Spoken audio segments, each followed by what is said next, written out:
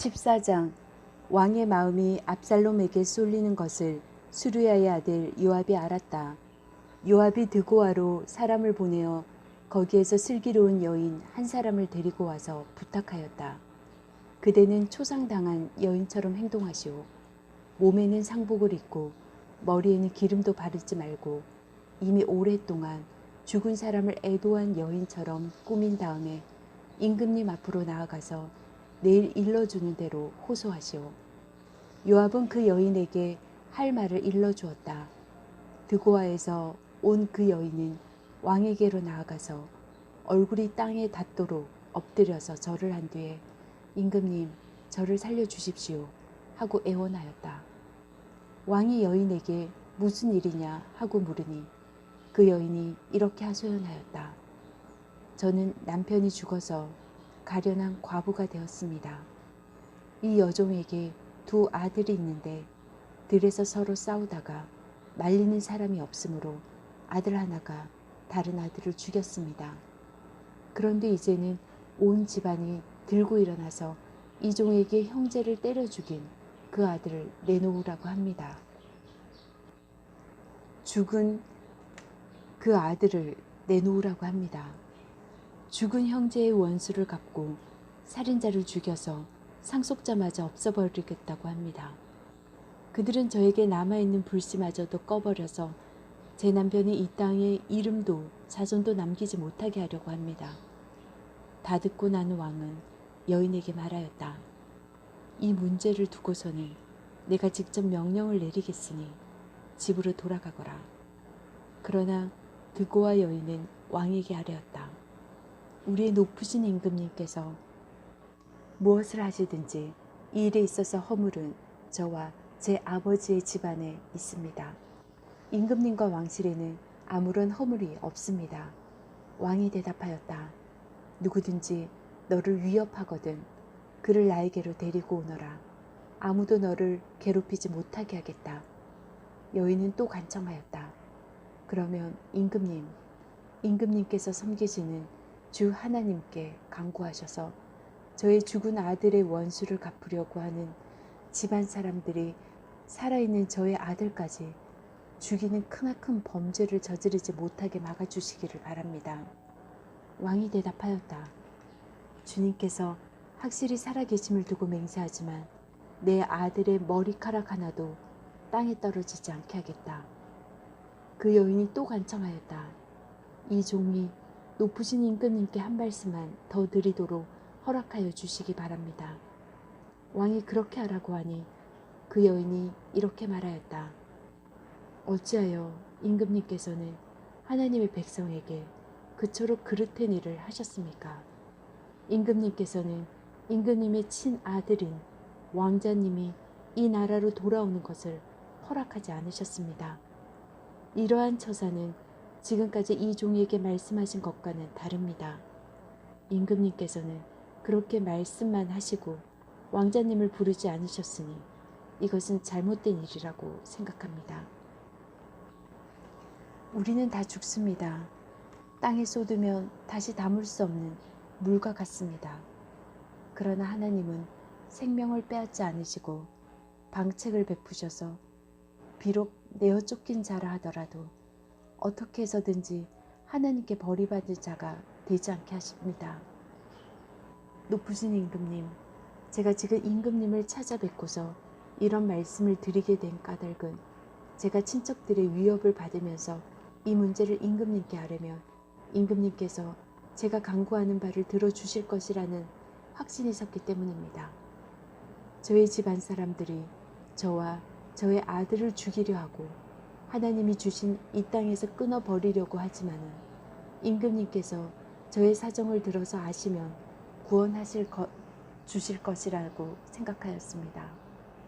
이 종은 또 높으신 임금님께서는 말씀으로 저를 안심시켜 주실 것이라고 믿었습니다. 임금님은 바로 하나님의 천사와 같은 분이시니까 저의 호소를 들으시고 선악을 가려내실 것이라고도 생각하였습니다.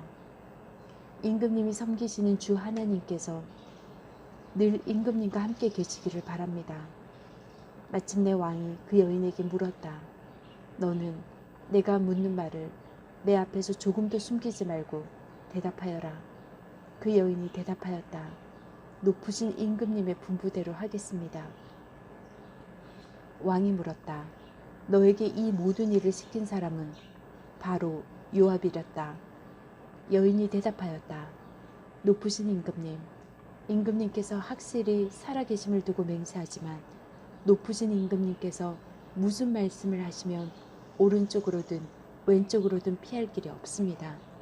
저에게 이런 일을 시킨 사람은 임금님의 신하 요압입니다. 그가 이 모든 말을 이 종이 입에 담아주었습니다. 왕자님의 일을 잘되게 하여 보려고 임금님의 신하 요압이 이런 일을 꾸민 것은 사실입니다. 그러나 임금님께서는 하나님의 천사처럼 슬기로우심으로 일어난 모든 일을 다 하실 줄 압니다.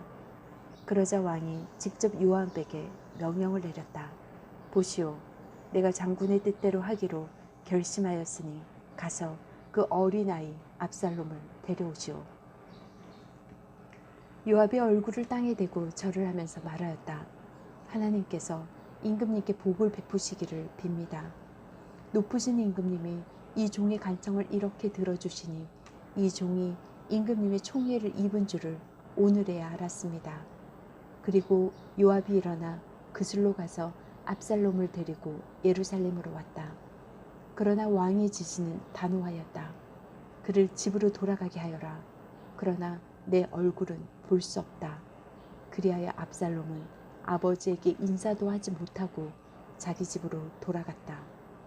온 이스라엘에 압살롬처럼 머리 끝에서 발끝까지 흠잡을 데가 하나도 없는 미남은 없다고 칭찬이 자자하였다.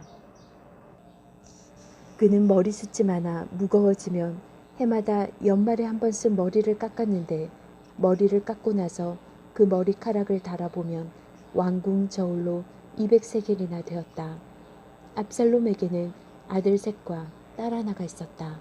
그 딸의 이름은 다말인데 생김새가 아주 예뻤다.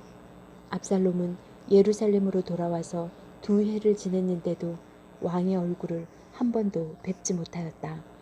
압살롬이 요압을 왕에게로 보려고 요압에게 사람을 보냈으나 요압은 압살롬을 방문하지 않았다. 2번째로 다시 사람을 보냈으나 그는 여전히 오지 않았다.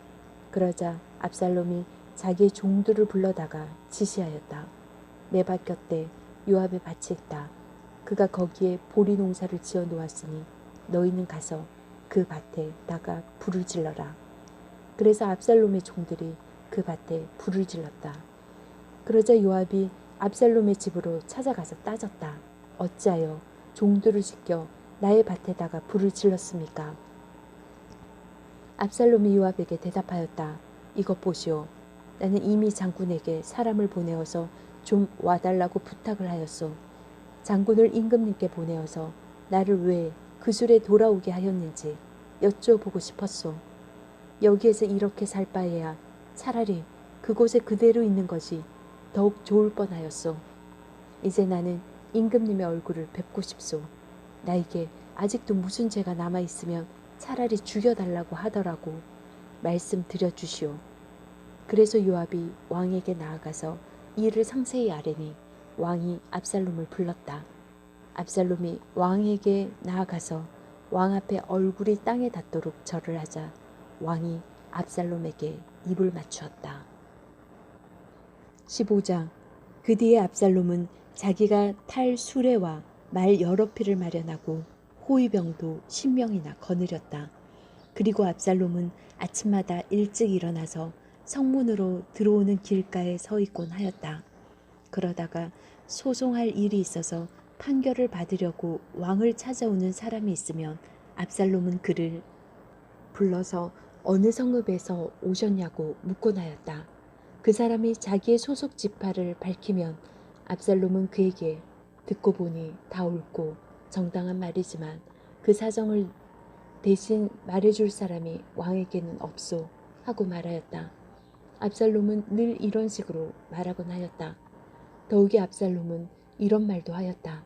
누가 나를 이 나라의 재판관으로 세워주기만 하면 누구든지 소송 문제가 있을 때에 나를 찾아와서 판결을 받을 수 있을 것이고 나는 그에게 공정한 판결을 내려줄 것이요.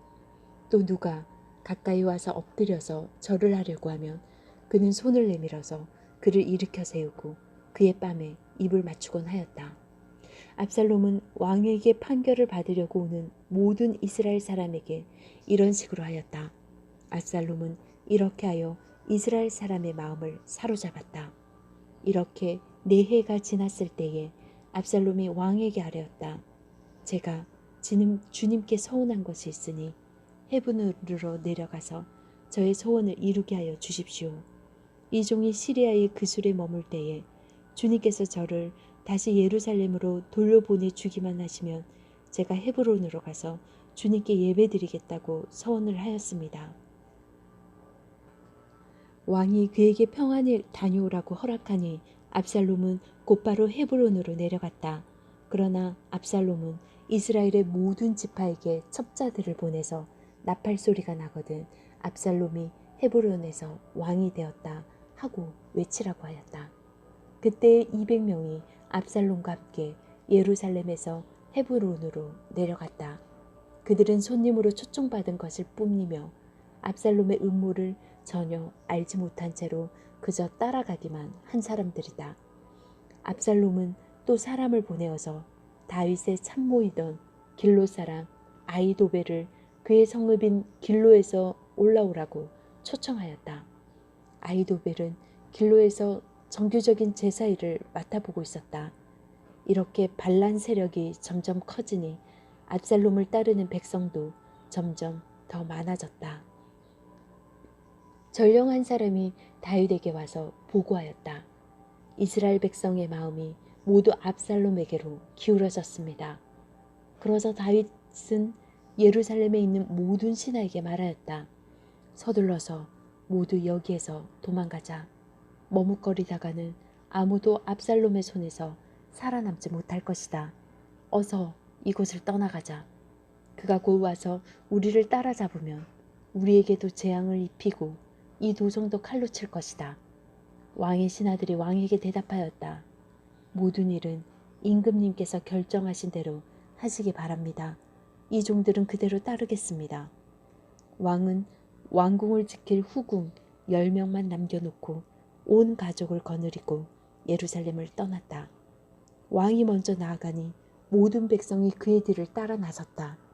그들은 먼 궁에 이르자 모두 멈춰 섰다.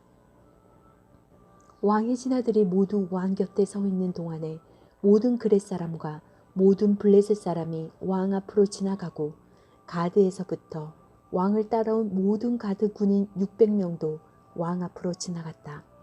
왕이 가드 사람 이때에게 말하였다. 어찌하여 장군은 우리와 함께 가려고 하오. 돌아가 있다가 새 왕을 모시고 지내도록 하시오.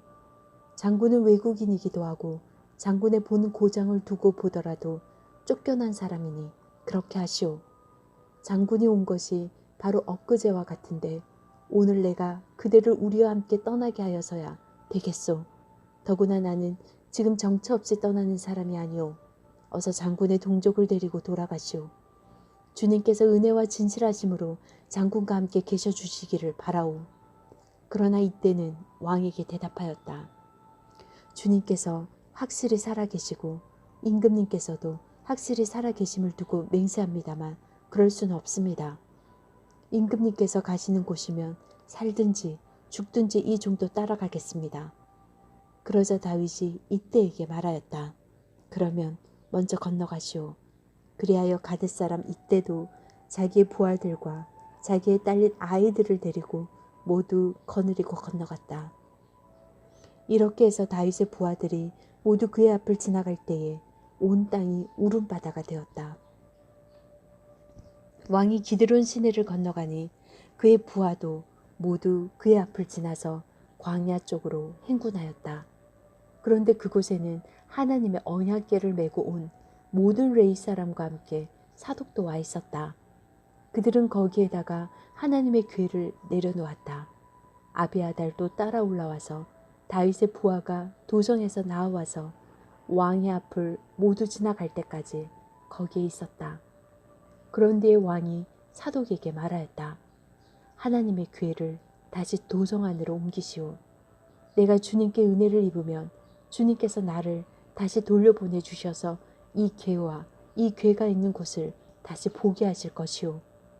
그러나 주님께서 나를 싫다고 하시면 오직 주님께서 바라시는 대로 나에게 이루시기를 빌 수밖에 없소. 왕이 또 제사장 사독에게 말하였다. 사독 제사장님께서는 성견자가 아니십니까? 성 안으로 평안히 돌아가시기 바랍니다. 제사장께서는 아비아달 제사장과 함께 두 분의 아들, 곧 제사장님의 아들 아히마아스와 아비아달 제사장의 아들 요나단을 데리고 가십시오. 두 분께서 나에게 소식을 보내올 때까지는 내가 광야의 나루터에서 머물고 있을 터이니 이 점을 명심하십시오. 그리하여 사독은 아비아달과 함께 하나님의 궤를 다시 예루살렘으로 옮겨다 놓고서 그곳에 머물러 있었다. 다윗은 올리브산 언덕으로 올라갔다. 그는 올라가면서 계속하여 울고 머리를 가리고 슬퍼하면서 맨발로 걸어서 갔다. 다윗과 함께 있는 백성들도 모두 머리를 가리고 울면서 언덕으로 올라갔다. 그때 누가 다윗에게 압살롬과 함께 반역한 사람들 가운데는 아히도벨도 끼어 있다고 말을 전하자 다윗이 기도하였다. 주님, 부디 아히도벨의 계획이 어리석은 것이 되게 하여 주십시오. 다윗이 사람들이 하나님을 경배하는 산꼭대기에 다다르니 아렉 사람 후세가 슬픔을 못 이겨서 겉옷을 찢고 머리에 흙을 뒤집어 쓴 채로 나오면서 다윗을 맞았다. 다윗이 그에게 말하였다. 그대가 나와 함께 떠나면 그대는 나에게 짐만 될 것이오. 그러니 그대는 이제 성으로 돌아가서 압살롬을 만나거든 그를 임금님으로 받들고 이제부터는 새 임금님의 종이 되겠다고 말하시오. 이제까지는 임금님의 아버지를 섬기는 종이었으나 이제부터는 그의 아들 새 임금의 종이 되겠다고 말하시오. 그것이 나를 돕는 길이고 아히도벨의 계획을 실패로 돌아가게 하는 길이오. 그곳에 가면 두 제사장 사독과 아비아달이 그대와 합세할 것이오. 그러므로 그대가 왕궁에서 듣는 말은 무엇이든지 두 제사장 사독과 아비아달에게 전하시오. 그들은 지금 자기들의 아들 둘을 그곳에 데리고 있어. 사독에게는 아히마아스가 있고 아비나달에게는 요나단이 있으니 그대들이 듣는 말은 무엇이든지 그들을 시켜서 나에게 전하여 주시오. 그리하여 다윗의 친구인 후세는 성으로 돌아갔다. 같은 시간에 압살롬도 예루살렘에 도착하였다.